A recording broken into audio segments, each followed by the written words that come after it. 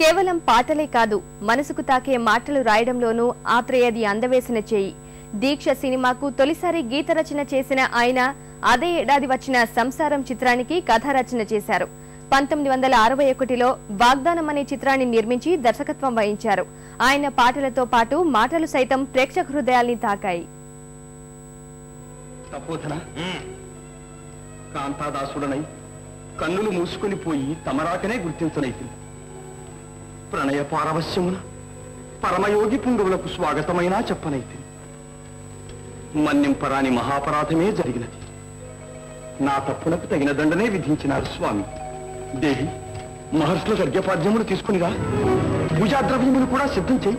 పావనం వయ్యనయ్యనా జీవనం. ఆత్రేయ పాట రాస్తే చాలు ఆ సినిమా విజయం సాధిస్తున్నదే పేరు కూడా ఉంది.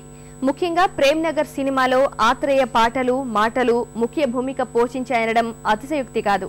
ఆ సినిమానే తెలుగు సినీ ప్రపంచంలో ఓ అగ్ర నిర్మాతను నిలబెట్టింది.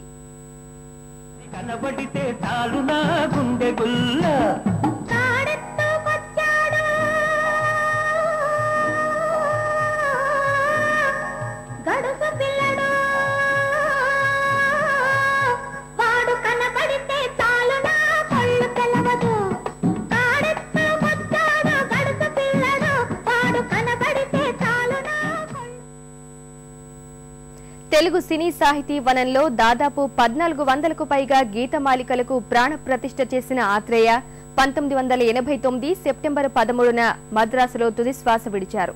పోయినోళ్లందరూ మంచోళ్లు, ఉన్నోళ్లు పోయినోళ్ల తీపి గుర్తులు అన్న ఆత్రేయ ఆదర్శాలతో జీవించారు. సంపాదించిందంతా అడిగిన వారికి లేదనకుండా ఖర్చు చేశారు. కవి కులానికి దళపతిగా, కవి దళానికి కులపతిగా కీర్తినార్జించిన ఆత్రేయ తెలుగు పాట ఉన్నంతకాలం చిరస్మరణీయులు, స్వరస్మరణీయులు, తెరస్మరణీయులు.